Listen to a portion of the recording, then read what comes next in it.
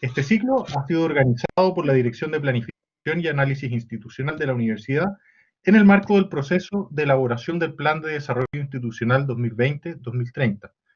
Esta instancia tiene como propósito central la generación de espacios a disposición de la comunidad universitaria que permitan prospectar los temas y elementos clave de la construcción de nuestro futuro como comunidad y la definición del rol de la UC Temuco en el desarrollo de la Araucanía y el país. Se informa a todos los asistentes que esta charla será grabada para luego ser subida a nuestras plataformas. Antes de comenzar con la charla del profesor Esquella, quisiera invitar al señor rector de la Universidad Católica de Temuco, el doctor Aliro Borges Ramírez, a compartir con nosotros unas palabras de bienvenida. Gracias, Alejandro. Buenos días a todas y todos. Quiero agradecer la presencia de todos ustedes en esta primera charla virtual de cara a hacernos un poco reflexionar respecto a la universidad que queremos construir al 2030.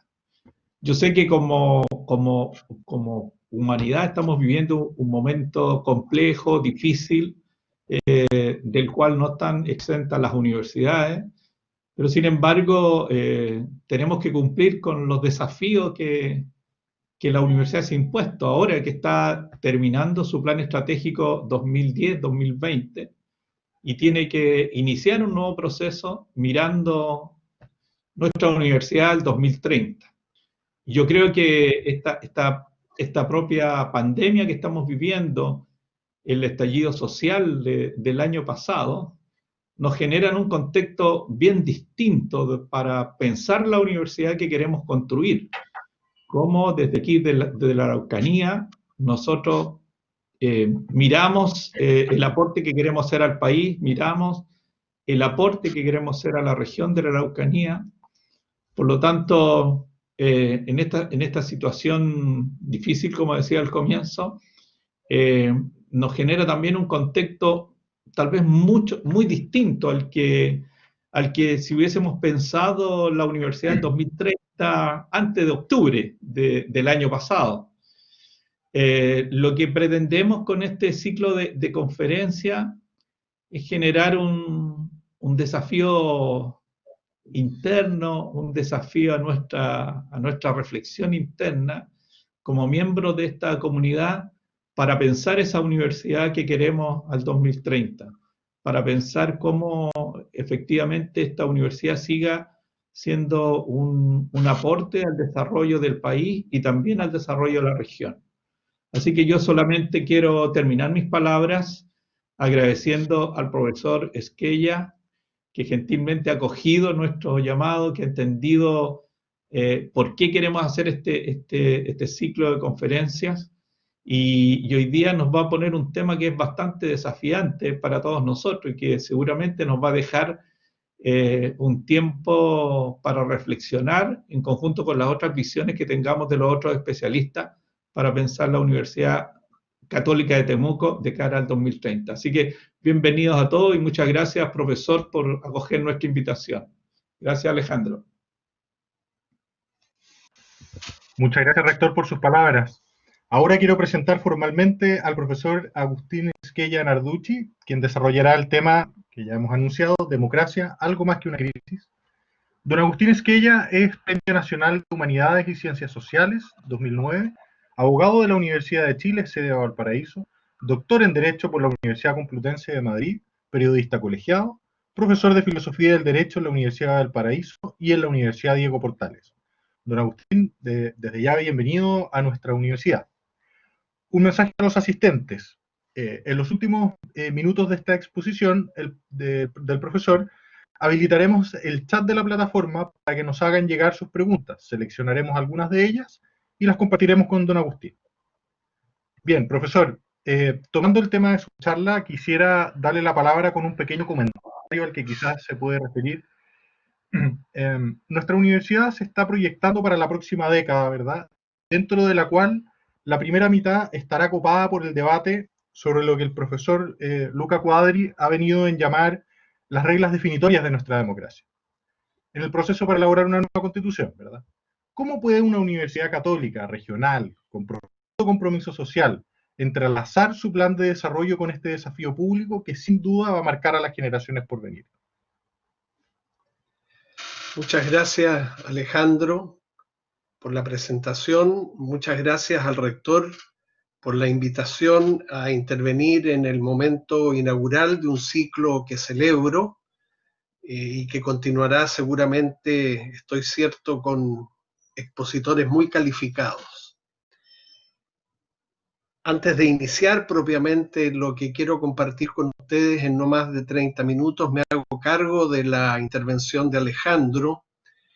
Y sí, el país decidió, y en eso tenemos un compromiso jurídico, político y moral, decidió iniciar el proceso constituyente, que lo más probable va a ser ratificado en el mes de octubre, con la votación acerca de si ese proceso, ya iniciado de alguna manera, se rechaza o se aprueba. Lo más probable, creo yo, es lo segundo, que se apruebe, y por tanto el papel de una universidad, sea esta estatal, sea una universidad católica de carácter público como es la de ustedes, sea una universidad estrictamente privada, es un lugar privilegiado para pensar y sobre todo para reflexionar sobre ese proceso y colaborar a él de maneras muy imaginativas.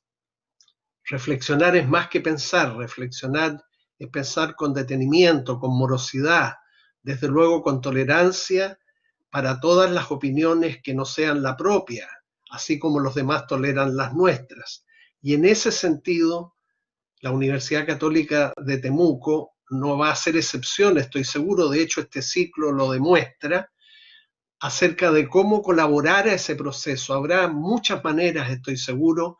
La nueva constitución no va a ser solo el producto de los ciento y algo constituyentes y de los ciudadanos que iríamos a ratificarla más adelante. Va a ser producto de muchas conversaciones que va a tener esa comisión constituyente fuera de ella misma. Y en consecuencia, el papel de las universidades va a ser muy decisivo. Respecto del título de la conferencia ahora, Democracia algo más que una crisis, yo respondería de entrada a esa pregunta que sí, lo que estamos viendo, no tanto en el país, pero sí si uno mira el planeta en su conjunto, es que la democracia como forma de gobierno de las sociedades le está ocurriendo algo más que una crisis. Como ustedes probablemente saben, en el año pasado yo publiqué un libro titulado Democracia y la pregunta que anexé como subtítulo era mucho más dramática que la de ustedes, porque después de poner democracia colocaba crisis, decadencia o colapso. Bueno, una crisis es para aquel o aquello que la sufra una conmoción muy fuerte que la desestabiliza en alguna medida, pero que también, como sabemos, es una oportunidad de un enfermo crítico, como dicen los médicos, se puede esperar tanto que fallezca, esperamos que eso no le ocurra a la democracia, como que se estabilice y salga adelante. Decadencia es más que crisis, es, diría yo, una progresiva, lenta, pero a la vez inevitable, ir a menos. De manera que si lo de la democracia fuera decadencia, significaría que esta, como le ocurre o no se ocurre a las personas mayores, está ya vieja, va a la baja, y que ese ir a la baja no tiene vuelta, es decir, será progresivo, tal vez lento, pero inevitable. El colapso es lo peor, ciertamente, porque el colapso de la democracia sería como un infarto al miocardio. Pero déjenme ustedes agregar una cuarta posibilidad más optimista. Tal vez no sea ni crisis, ni decadencia, ni colapso. Yo digo, frente a esas tres alternativas, es más que crisis ya. Espero que no sea decadencia ni colapso. Pero la cuarta alternativa que se me ocurre es transformación. Tal vez la democracia esté, sin que nos apercibamos suficientemente de ello en este momento, en un proceso de transición, mejor, de transformación.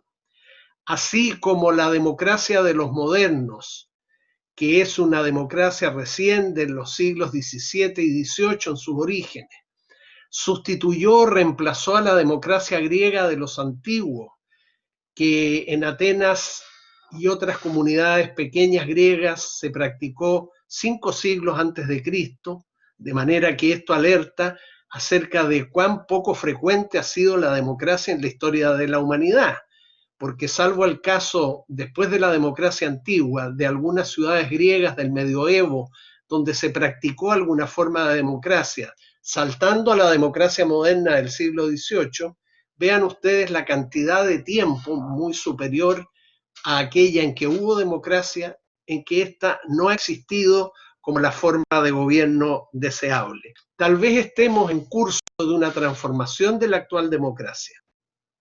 Espero yo en una mejor democracia, ciertamente, en más democracia, porque de pronto se nos quiere transformar a la democracia vaciándola de contenido. El general Franco en España, durante la dictadura que encabezó, hablaba de democracia orgánica. Lenin y Stalin hablaron de democracia del pueblo o democracia popular después de la Revolución Rusa. Hermanos Castro, en cambio, también, hablaron de democracia popular. Augusto Pinochet Ugarte en Chile habló de democracia protegida.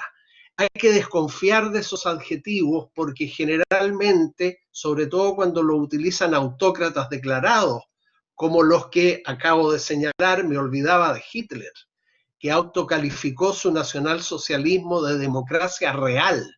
Hay que desconfiar de los adjetivos que autócratas pegan a la palabra democracia, porque en definitiva ese adjetivo vacía de contenido al sustantivo democracia, y ciertamente se trata de una utilización cuando menos abusiva del concepto de democracia. Está en el prestigio, enhorabuena, que parece conservar la democracia, que ningún autócrata, ningún dictador renuncia a la palabra democracia, no más que abusiva y engañosamente la adjetiva de una manera que le conviene.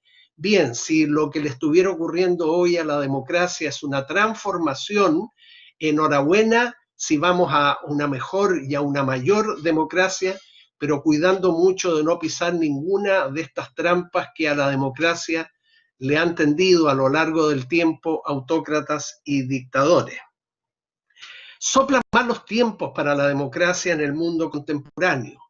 Este año conocimos un nuevo índice que prepara The Economist con cierta periodicidad, y este índice, que comprende 167 países que fueron analizados sobre la base de un conjunto de variables para determinar qué democracia tenían, dio un resultado esta vez más desalentador que en el índice anterior de The Economist. Divididas los regímenes políticos imperantes en esos 167 países, solo 22 son democracias plenas, democracias en forma. 54 son democracias defectuosas, 37 son regímenes híbridos, mezclas de autoritarismo y democracia. Y los regímenes autoritarios, la cuarta categoría, son nada menos que 54. O sea, este índice, si le otorgamos validez, habla de o confirma los malos vientos que soplan para la democracia. Es una baja respecto del índice del año 2018 y es el que refleja un peor estado de la democracia según este índice que Economist prepara desde el año 2006. Desde el 2006 que no había un resultado tan adverso en esta medición. Hay que tomarse con reserva las mediciones. Hoy día todo tiende a cuantificarse y hay cosas las que no son fáciles de cuantificar o imposible de cuantificar, como pasa con la felicidad, ¿no? Pero hay mediciones de la felicidad, lo cual a mí me parece realmente un disparate. Pero volviendo a nuestro tema, en el caso particular de Chile, hasta este nuevo índice de The Economist aparecíamos en la medición como una democracia defectuosa, que yo sigo creyendo tenemos. Porque supera el estado de democracia defectuosa y pasa a ser democracia plena. Y el argumento que da The Economist a mí no me parece adecuado, porque dice que subió de categoría de defectuosa a plena o en forma a raíz de las protestas sociales del año pasado, protestas muy positivas para la democracia ciertamente, pero que no produjeron un cambio. El cambio está en curso. Para que Chile pase, en mi opinión, de una democracia defectuosa como la que arrastramos desde el año 90, de antes ni decir, no había democracia. Se necesita algo más que mucha gente en la calle, se necesita que haya cuando menos ciertos cambios institucionales, que no se avisoran tempranos, que en medio de la pandemia también se van a ver afectados en la prontitud o tardanza con que los tengamos. De manera que a mí la decisión de The Economist me parece demasiado candorosa. Nada querría yo, y estoy seguro que todos quienes escuchan esta exposición, de tener de hecho y de derecho una democracia plena o en forma de estar legítimamente en esa categoría. Pero no me parece que lo ocurrido en octubre del año pasado sea suficiente como para validar eso. Tenemos muchas tareas pendientes para hacerlo de una manera real. Democracia es una palabra griega, como todos sabemos, que significa gobierno del pueblo, y es una definición de democracia que vale tanto para la democracia antigua, aquellas que idearon y practicaron algunas ciudades griegas 5 siglos antes de Cristo, y vale también para la democracia moderna. Pero más precisamente hay que añadir, por supuesto, que la democracia moderna, esta que nosotros conocemos y que estamos tratando de mejorar, porque reemplazo, creo yo, no tiene un reemplazo adecuado, ¿cierto? Un reemplazo que nos condujera a algo mejor. La diferencia entre la democracia antigua y la moderna es que la antigua era directa y la moderna es representativa. En la primera, los propios ciudadanos se reunían en asambleas periódicas y decidían ellos mismos, uno a uno, no a través de representantes, los temas de interés colectivo. En cambio, las democracias modernas operan a través de representantes porque vivimos en sociedades mucho más complejas, mucho más extensas. En esa democracia de los griegos, claro, los ciudadanos podían reunirse y tomar ellos directamente las decisiones colectivas, pero claro, eran pocos los ciudadanos griegos, porque desde luego estaban excluidos los extranjeros, estaban excluidos los esclavos, estaban excluidos los sirvientes y estaban excluidas las mujeres. En consecuencia, era practicable esa democracia directa, pero con un costo o un precio tan alto como el de estas 4 exclusiones que acabo de mencionar. Las formas de gobierno, de la sociedad me refiero, responden todas a la pregunta: ¿quién debe gobernar? Esa pregunta, que suena un poco autoritaria y que en cierto modo lo es, resulta sin embargo inevitable cuando vivimos en sociedad.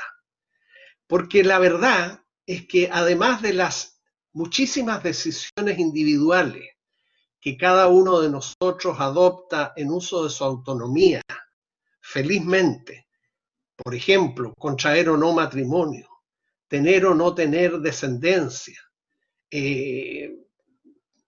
cursar una carrera u otra cuando se tiene el derecho de ingresar a la universidad, preferir el cine al teatro o el teatro al cine, por mencionar cosas de otra índole, optar por una profesión, por un oficio.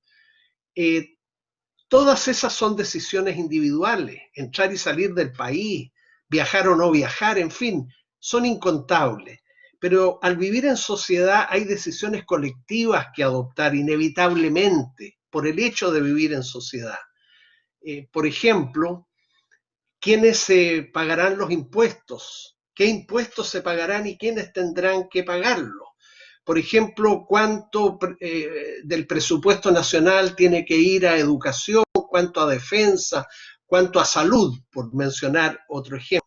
Esas decisiones colectivas son inevitables de tomar y en consecuencia es inevitable que uno se pregunte quién debe tomarlas. Y en el fondo, cuando uno pregunta por quién debe tomar las decisiones colectivas, está preguntándose por quién debe gobernar la sociedad.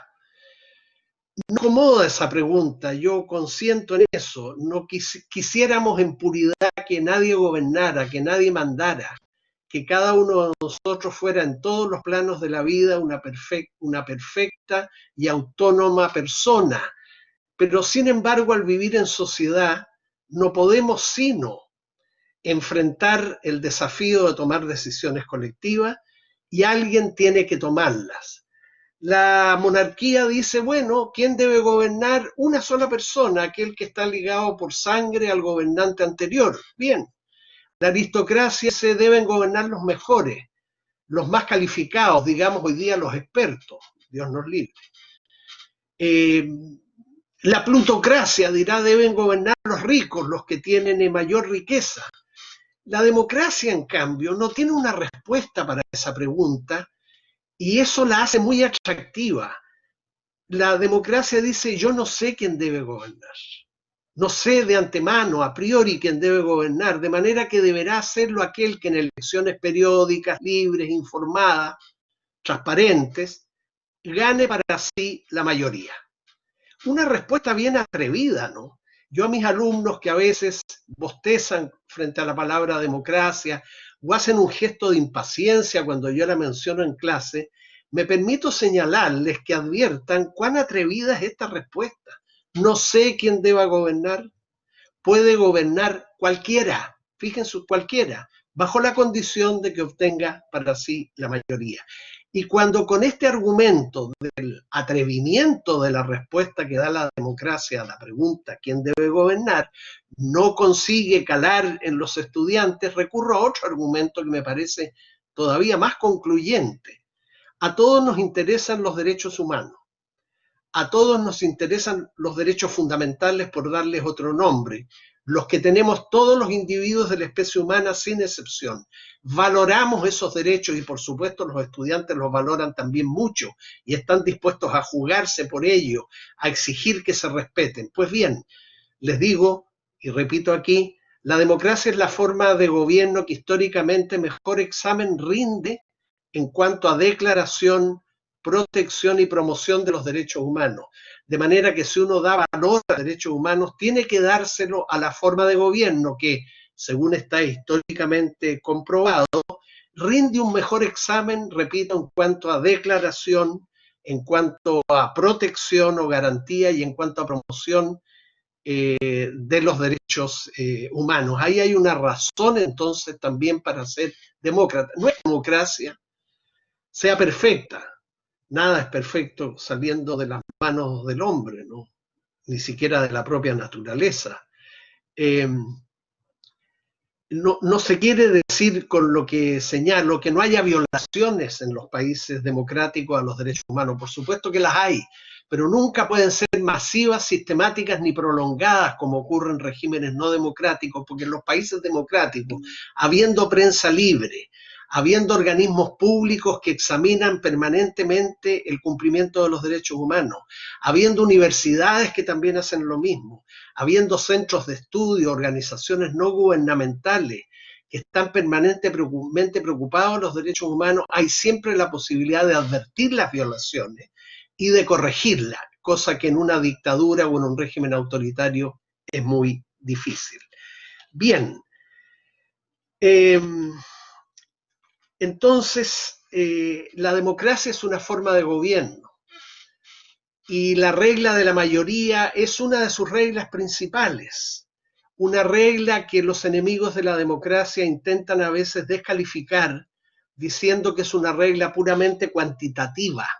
Sí, lo es, pero a ver, es una regla cuantitativa, pero la respuesta que podemos dar con Norberto Bobbio, el politólogo italiano, es que siempre será mejor contar cabezas que cortarlas. Sí, la democracia solo cuenta las cabezas que deciden por mayoría, pero vaya que sería grave, y sabemos de esa experiencia en carne propia en nuestro país, cuando por no contar cabezas se opta simplemente por cortar las cabezas de los adversarios políticos, de los rivales político. No podemos entonces eludir la pregunta ¿qué es democracia? Pero sí tenemos que advertir que si la democracia moderna, la que hoy día tenemos, es participativa, representativa y deliberativa, se ha ido debilitando progresivamente en todos los países en esos mismos tres sentidos. Y ahí está la gran amenaza que se cierne sobre la democracia como forma de gobierno. Es representativa la democracia porque opera a través de representantes en los gobiernos locales de los municipios, en los gobiernos regionales, en la Cámara de Diputados, en el Senado, en la Presidencia de la República. Es también participativa la democracia moderna porque todos, llegados a cierta edad, pueden aspirar a cargos de representación popular y participar en votaciones, en elecciones donde el voto de cada cual cuenta por uno. Y la democracia moderna es deliberativa en cuanto supone siempre el encuentro y la conversación entre actores políticos que discrepan en sus planteamientos programáticos, partidos políticos preferentemente, y que se enfrentan en el espacio público como rivales que son, porque la política es entre rivales digo, no entre enemigos. De manera que la democracia, renunciando al uso de la fuerza en este encuentro y conversación entre las distintas posturas políticas, procura o facilita, mejor dicho, que de ese encuentro entre posiciones rivales puedan surgir acuerdos, puedan surgir transacciones, pero la democracia no se avergüenza cuando no hay acuerdo ni hay transacciones, porque tiene el recurso último de la regla de la mayoría. Cuando un acuerdo se hace difícil o imposible, en democracia no queda más que echar mano de la regla de la mayoría. Si asistimos hoy a crisis de la democracia o a decadencia o a colapso o a transformación, es a mi juicio especialmente porque estos tres aspectos de la democracia se han debilitado. El carácter representativo porque los representantes nos representan progresivamente cada vez menos, cuando no, mucho más grave esto último, se corrompen. El carácter participativo de la democracia se ha debilitado porque la participación, lo sabemos, va a la baja. Muchos ciudadanos, la mayoría del padrón electoral, se niegan a concurrir a las votaciones. Y se ha debilitado también el carácter deliberativo de la democracia a raíz de la pobreza, tanto conceptual como lingüística, que ha corroído el debate ciudadano, el debate entre los ciudadanos, pero también entre los actores políticos. Cuando un lenguaje, por ejemplo en política, se empobrece, se torna banal, oportunista, cuando empleamos las palabras de manera negligente, descuidada o interesada en favor de nuestras expectativas, mañosamente, por cierto, perjudicamos obviamente a la democracia. Hago un punto aquí para decir lo siguiente. Primero se desprestigian los políticos, ¿cierto? Como hemos visto en Chile. Luego se desprestigia la política como actividad y finalmente se puede desprestigiar la democracia como forma de hacer política. Es decir, cuando los ciudadanos con fundamento reprochan la calidad de los políticos, acaban muy pronto reprochando también no a los políticos que lo están haciendo mal, sino se van contra la actividad que ellos realizan, contra la política.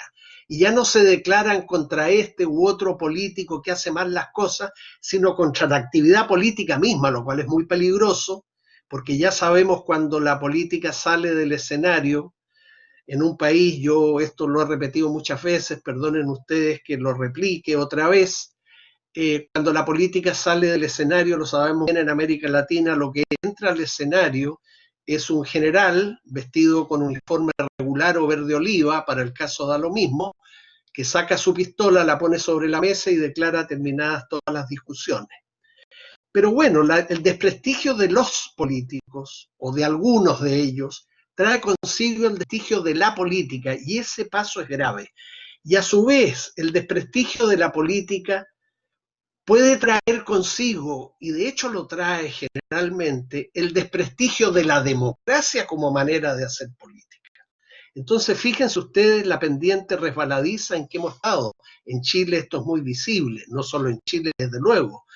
Del desprestigio de los políticos al desprestigio de la política, y del desprestigio de la política como actividad a una desafección, creo yo, con la democracia como forma de gobierno, se manifiesta de manera muy evidente en la resistencia a votar de muchos ciudadanos que no lo hacen precisamente porque se han desafectado del régimen democrático y se han tomado distancia de las votaciones a que ese régimen llama periódicamente.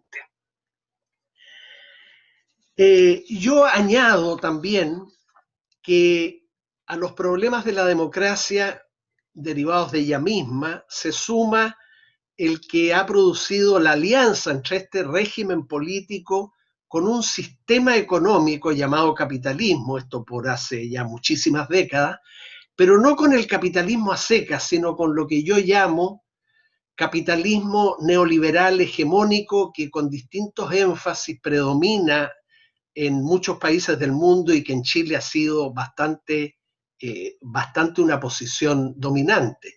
Y cuando digo capitalismo neoliberal hegemónico, lo digo descriptivamente, no empleo la palabra capitalismo ni neoliberalismo de manera peyorativa.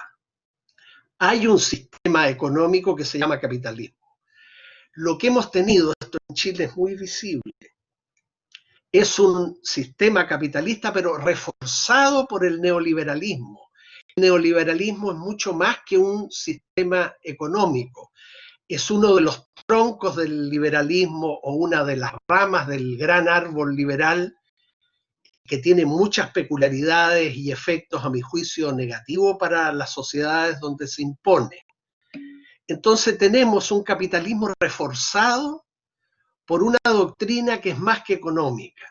Y yo creo, en consecuencia, que la democracia, como régimen político, no económico, está pagando un alto precio por esa alianza, porque muchas de las críticas e insatisfacciones de los ciudadanos no se dirigen en realidad tanto contra la democracia, cuanto contra el sistema económico imperante que produce pobreza y, cuando no pobreza, gravísimas desigualdades en las condiciones materiales de existencia de las personas, como quedó de manifiesto en Chile a partir de octubre del año pasado, enhorabuena, y como ha vuelto lamentablemente a quedar de manifiesto en esta pandemia, que claro, uno puede lamentar, pero ¿qué le vamos a hacer? Que algunos recién se vengan a dar cuenta de que millones de compatriotas en la región metropolitana y en otras han vivido largo tiempo en condiciones materiales de existencia que no condicen con la dignidad de la persona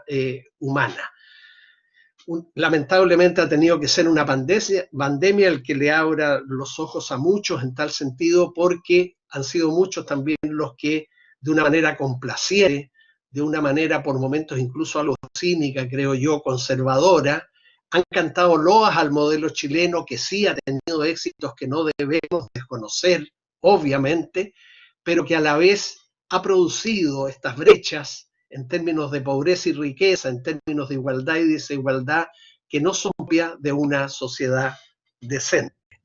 Voy ya terminando para solamente decir que para caracterizar la democracia, más que dar un concepto o tomar una definición, yo creo que lo mejor, lo más práctico, es tratar de ponerse de acuerdo en cuáles son las reglas de la democracia. La democracia es una forma de gobierno, responde a la pregunta ¿quién debe gobernar? Dice que debe gobernar la mayoría, agrega que esa mayoría debe gobernar con respeto de las minorías, con respeto sobre todo de los derechos de las minorías, en especial el derecho de toda minoría a alcanzar algún día el poder para sí. Pero más allá de eso, yo cuento 18 reglas de la democracia, que son las que habría que observar en el grado de cumplimiento que tienen respecto, por ejemplo, a la sociedad chilena, para ver cuán democrático es el gobierno en Chile. en qué medida cumple cada una de esas 18 reglas, que claro, no estoy en condiciones de precisar en este momento porque llevaría un tiempo mayor del que dispongo y ya en verdad debo ir finalizando esta exposición para atender a las preguntas de ustedes. Pero, perdónenme que lo ponga en estos términos, pero es lo que está más a mano, en la página 73 y siguientes de ese libro que mencioné al inicio, Democracia, Crisis, Decadencia o Colapso, se identifican esas reglas de manera que no resulta tan difícil, si uno se atiene a esas reglas, darse cuenta de qué hablamos cuando hablamos de democracia. Vuelvo por un minuto a la pregunta acerca de la inevitabilidad de la pregunta acerca de quién debe gobernar. La política es una actividad que tiene que ver con el poder.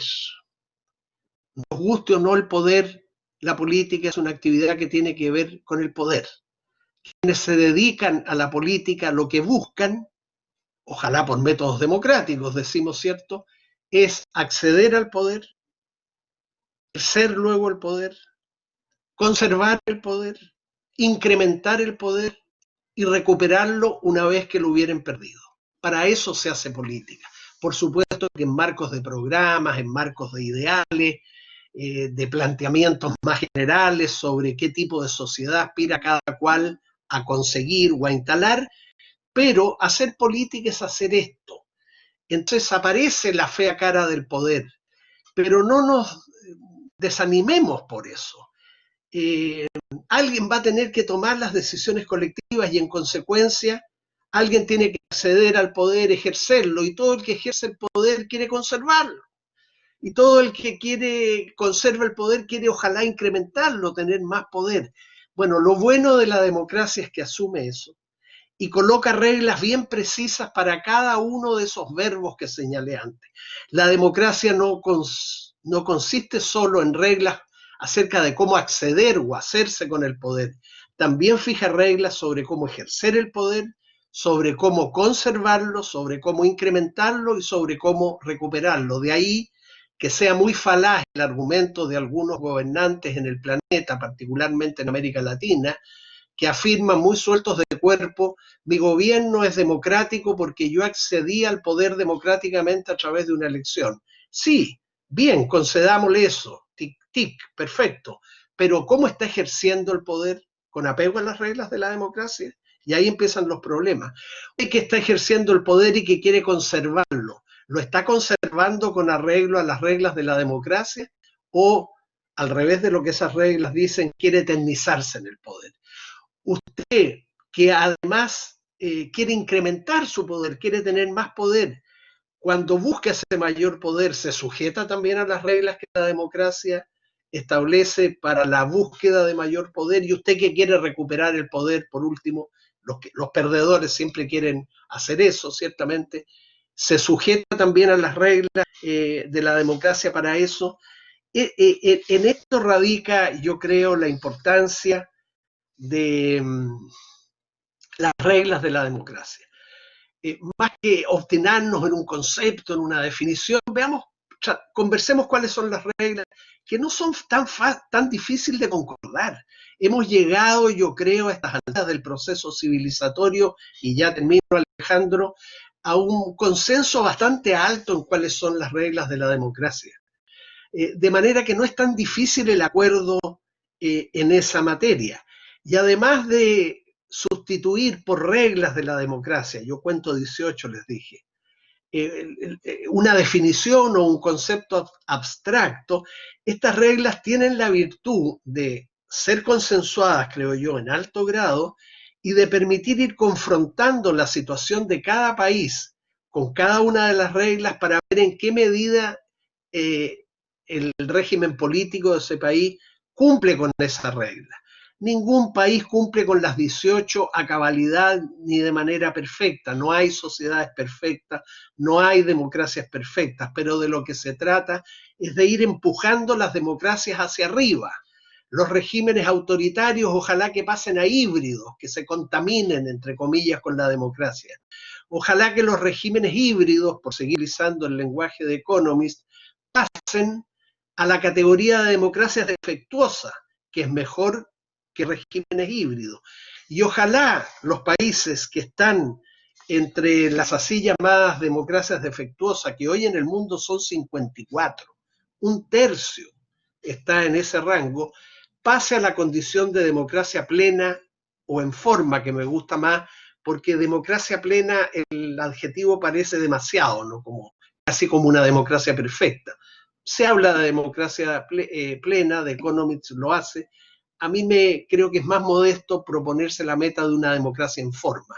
Chile va caminando hacia allá, ha ido caminando muy lentamente desde las primeras reformas constitucionales de 1989, y toda la esperanza, o parte importante de la esperanza, para mejorar nuestra democracia, está puesta en un proceso constituyente frente al cual nos vamos a pronunciar, y que una vez que avance más allá del plebiscito de octubre, todos los ciudadanos debiéramos acompañar, informándonos primero que nada, manifestando nuestra opinión, manifestando nuestro parecer, porque no puede ser que un país que tiene ya más de 200 años de vida independiente renuncie a tener por primera vez en su historia una constitución que sea democrática en su origen y también en sus contenidos. Tenemos que apoyar ese proceso y tenemos que informarnos de él, eso es lo primero, y participar de la manera que cada cual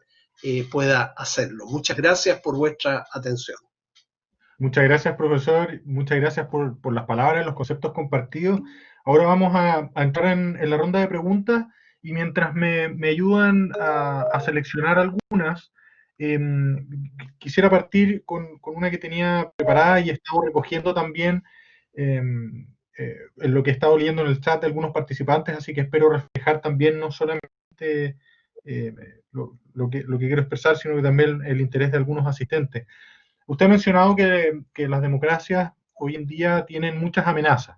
Entre ellas, las más destacadas, pienso, son los populismos.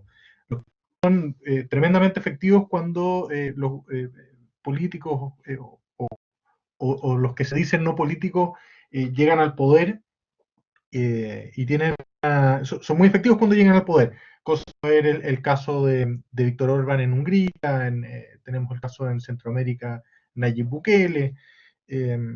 ¿Cómo puede un ciudadano individual, un ciudadano de a pie, o un conjunto de ciudadanos, los estudiantes, los académicos, una universidad en su conjunto, sin poder político real en ese sentido, responder a ello? ¿Cómo defiende una universidad, un estudiante, un académico, un ciudadano de a pie la democracia frente a estas amenazas? Bueno, ciertamente que los populismos, plural, porque los hay a derecha e izquierda, signos más distintos, con componentes religiosos, sin componentes religiosos, son una amenaza para la democracia, y los ejemplos que señaló usted, Alejandro, son muy pertinentes. Sin embargo, yo querría advertir sobre el riesgo de considerar populismo, no en los casos que tú señalaste, sino en general, a lo que son simplemente propuestas plausibles y posibles en favor de una mejora de las condiciones materiales de existencia de aquellos que las tienen muy disminuidas.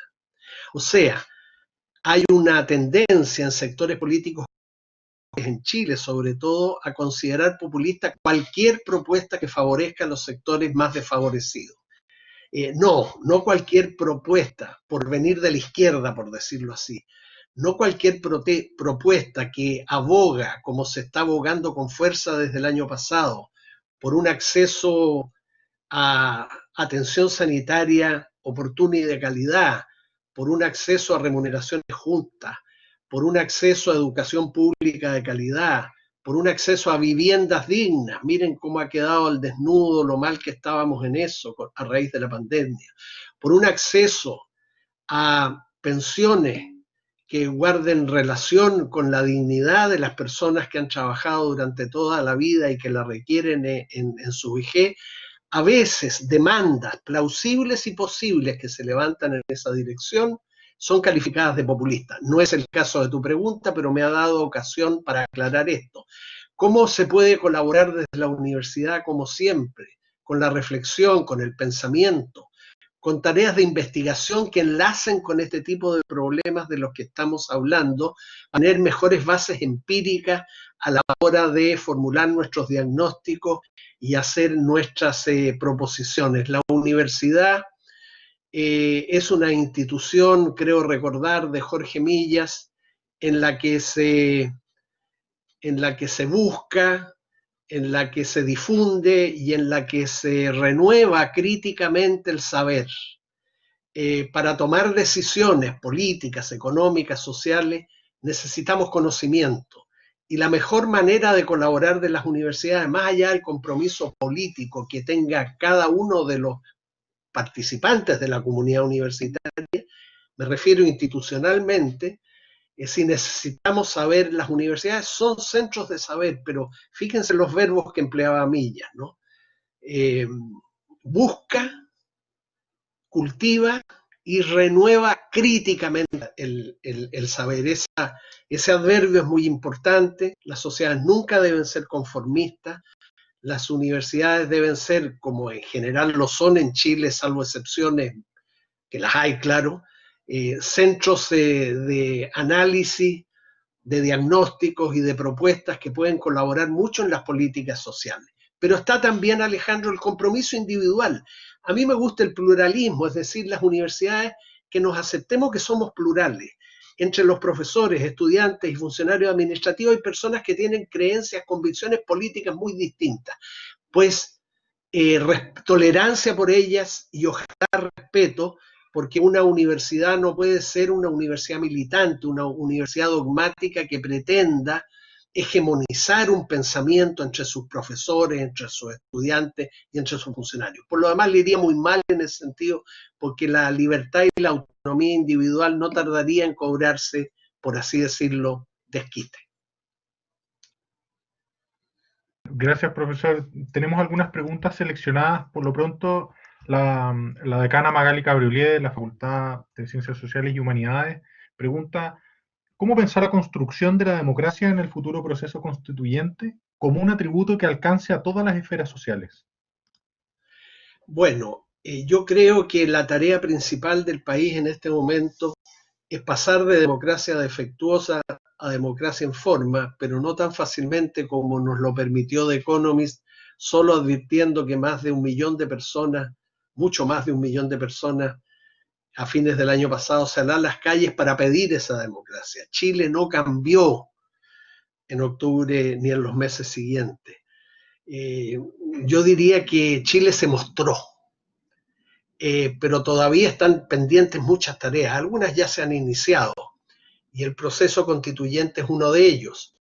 La tarea principal, creo yo, en relación con la pregunta, es instalar una democracia en forma, con sujeción en el más alto grado posible a las reglas de la democracia, como gobierno de la sociedad. Yo tengo reservas de que la democracia sea una forma de gobierno que podamos trasladar fácilmente más allá de la sociedad a determinados colectivos u organizaciones. Algunas reglas de la democracia sí se pueden aplicar en la universidad, pero todas, por ejemplo, la regla de la mayoría, la regla de que el voto de cada cual cuenta por uno, de manera que un currículum podría decidir en una votación universitaria en que participen todos los miembros de la comunidad. Perdonen que ponga este ejemplo, pero sí hay reglas de la democracia, principios democráticos, la apertura, la disposición al diálogo, la iniciativa de dar razones, pero la disposición a su vez de estar dispuesto a escuchar las razones de los demás, saber ponderar las razones pro y contra. Son principios democráticos que las universidades pueden adoptar, pero dificulto que una organización como la universitaria pudiera tener como una meta deseable aplicar, tal que aplican en el caso de la sociedad, todas las reglas de la democracia. Ni qué decir si se trata, no sé, pues de una familia, ¿no? Las familias no se pueden gobernar democráticamente. Con 3 hijos, padre y madre, perderíamos todas las votaciones, ¿no? Por decirlo de una manera un poco brusca.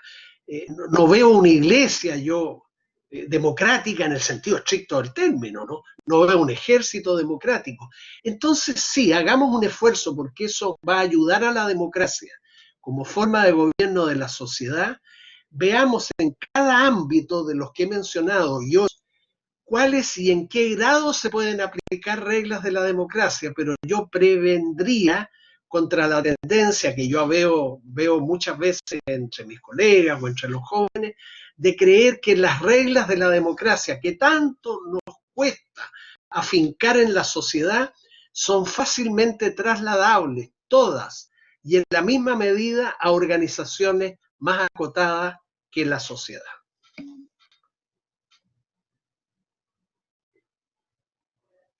Muchas gracias, profesor. El rector plantea un tema que ha suscitado mucho debate en estas últimas semanas, últimos meses, relacionado con los peligros quizás que tiene el mundo digital. Pregunta, en un mundo globalizado y cada vez más digital, ¿cómo se afecta la democracia en los países? ¿Existirán en un futuro dictaduras digitales, pensando en el dominio de los grandes consorcios digitales? En el fondo, los peligros que ha manifestado tener la tecnología en las democracias, en las elecciones particularmente. Bueno, voy a responder la pregunta del rector de manera que me doy cuenta será muy general y quizás obvia. Las tecnologías son neutras al valor. Producen efectos positivos o negativos según el uso que se les dé. El ejemplo es lo que pasó en el mundo con la energía atómica, ¿no? Bien utilizada la energía atómica es un bien, mal utilizada las tecnologías que aplican esa energía pueden conducir a la destrucción del planeta. Yo tengo la esperanza de que progresivamente usemos mejor las tecnologías de la comunicación digitales en favor de la democracia que en contra de ella, pero el riesgo está abierto. Ya sabemos que Trump se valió de tecnologías de la comunicación en forma abusiva y quizás fraudulenta para ganar la última elección presidencial en Estados Unidos. Los enemigos de la democracia, que muchas veces no se asumen públicamente, los hay más de los que podríamos creer, operan sigilosamente en la sombra y van a tratar de utilizar las tecnologías en favor de sí mismos y de más que influir en los ciudadanos, porque yo no tengo ninguna dificultad para que alguien que piensa distinto intente convencerme de que mis posiciones son equivocadas y entrar en diálogo con él, pero manipularnos, ¿no? Ahí hay una gran amenaza, la manipulación de la manipulación de los consumidores, que es bastante evidente, ¿no? Y bastante lamentable. Podemos pasar, y de hecho hemos pasado en algunos países ya últimamente, a la manipulación de los ciudadanos, a la manipulación de los votantes. Ahí hay un peligro, hay que encender la alarma, de hecho está encendida, y procurar manejarla de una manera tal de que el mundo digital se acople con la democracia y no la debilite. Perfecto. Y quizás enlazando con esa misma pregunta, el profesor Juan Pablo Beca plantea la siguiente inquietud. Quisiera saber qué opina usted respecto de si hay espacio para la democracia directa o semidirecta actualmente en Chile. Lo hay, creo yo, es decir, si la democracia moderna es representativa versus la antigua que era directa, no se trata de regresar a la democracia antigua porque no sería factible, pero sí las democracias modernas, como algunas ya lo han hecho, pueden contemplar formas de democracia directa que se utilicen. Por ejemplo, la iniciativa popular de ley me parece a mí que la nueva Constitución debería consagrarla. Por ejemplo, la revocación del mandato a autoridades que han sido elegidas por votación popular y que luego incurren en un flagrante incumplimiento de sus deberes o en casos evidentes de corrupción, ciertamente. Los referéndums, los plebiscitos, la Constitución del 80, no se podía esperar otra cosa, fue extremadamente mezquina, con modalidades de democracia directa. La nueva Constitución que yo espero que exista, de ella espero también autorice algunas formas de democracia directa, como las que señalé, estableciendo bien las condiciones bajo las cuales se utilicen, de manera que tampoco se abuse de ellas, y no sostener, en cambio, como a veces se dice, que una democracia representativa solo puede operar a través de los representantes. Sí, opera preferentemente a través de representantes, permanentemente, pero eso es compatible con modalidades de democracia directa que serán, creo yo, muy bienvenidas. Bien, profesor, muchas gracias por la deferencia en contestar las preguntas de los asistentes, los y las asistentes, a quien también agradezco profundamente porque todas las preguntas han sido muy, muy buenas. Lamentablemente no se pueden hacer todas, pero también van a quedar aquí para la reflexión. Profesor, quería ofrecerle finalmente la palabra para un cierre, quizás ayudándonos a pensar los desafíos de la universidad y que pudiésemos hacer nuestros en torno también y que enlazan con los desafíos de la democracia hoy en día. Mira, permíteme, Alejandro, la fuerza de repetirme una vez más, pero cuando uno tiene solo ideas generales y pocas, como es mi caso, no tengo que repetirlas. Pero esto no es mío, lo que voy a repetir lo he dicho muchas veces, pero no es mío. En consecuencia, no es un autologio al proponer a ustedes y a quienes nos siguen. Algunos lo atribuyen a Romain Rolland, el escritor francés. Otros atribuyen la paternidad de lo que voy a decir a Antonio Gramsci. Esta propuesta que voy a mencionar ahora al tiro, también la utilizó mucho el politólogo italiano Norberto Bobbio, e incluso la empleó en un pequeño texto de memorias el novelista norteamericano Francis Scott Fitzgerald, el autor del Gran Gatsby, el autor de Tierna es la noche, quien creo yo, no siendo un político, sino un novelista y un gran cuentista, la expresó de la mejor manera. Se trata de esto, en el ámbito universitario, pero también en el ámbito político de nuestra sociedad, siempre podemos tener buenas razones para creer que las cosas van a ir mal o no todo lo bien que desearíamos.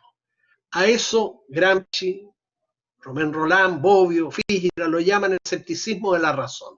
Mira, las cosas no van a ir bien, más bien van a ir mal, o no van a ir todo lo bien que querríamos. Bien, pero algunos suman a ese escepticismo de la razón, que es legítimo, ¿no?, un escepticismo de la voluntad. Entonces se sientan, cruzan los brazos a esperar a que ocurra el mal, la tragedia, para cobrar en ese momento la triste recompensa de poder alzar el dedo y decir, ven, yo lo había dicho, las cosas fueron mal. A lo que llaman autores como los que mencioné es a combinar un posible pesimismo de la razón con un optimismo de la voluntad.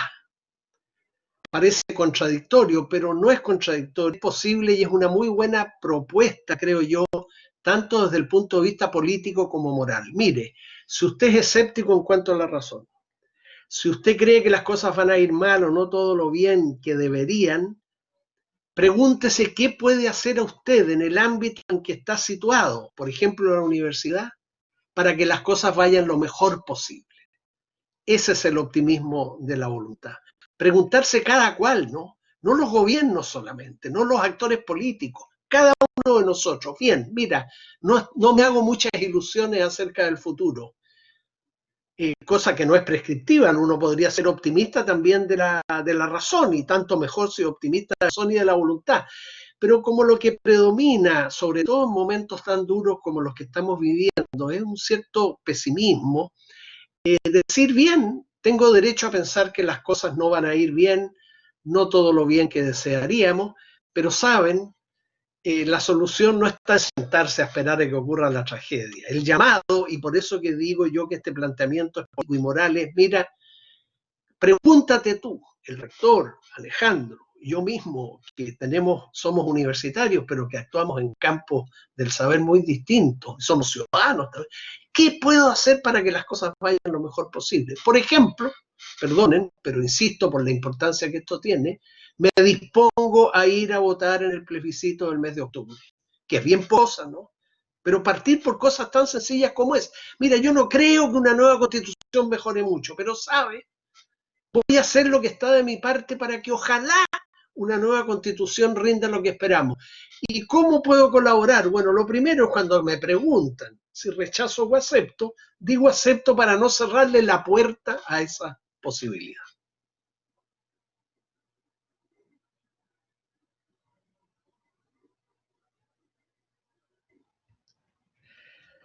Muy bien, se nos fue el moderador, parece. No sé qué pasó se le cortó la luz a Alejandro.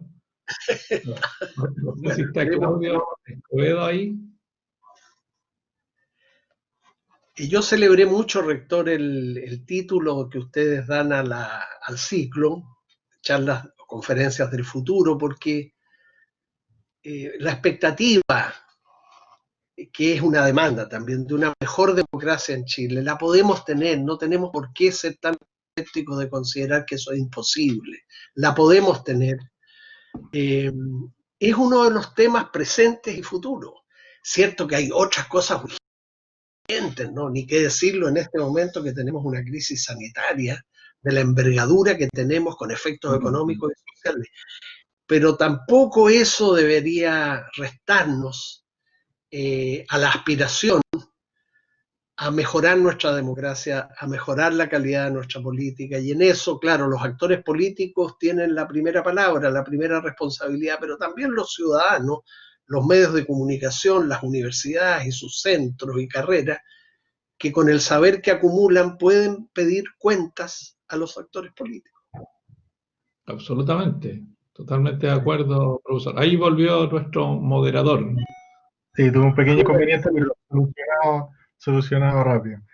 Bueno. Profesor, no me queda más que agradecer personalmente y por supuesto en nombre de la universidad su exposición, sus conceptos, las dudas que nos ha contestado y las palabras que nos deja para la reflexión sobre los desafíos de nuestra universidad en los próximos 10 años.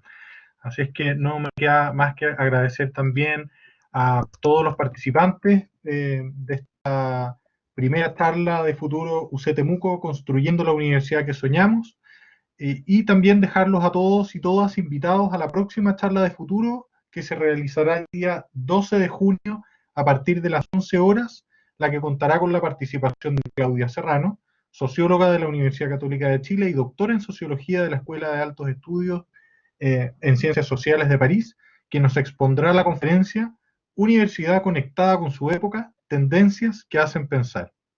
Muchas gracias a todos y todas y nos vemos la próxima semana. Gracias a ustedes por mi parte y tienen una gran invitada para la próxima semana. Muchas gracias, profesor. Muchas gracias, Alejandro, y a todo el equipo que organizó esta primera charla. Muy amable, profesor. Gracias. Gracias.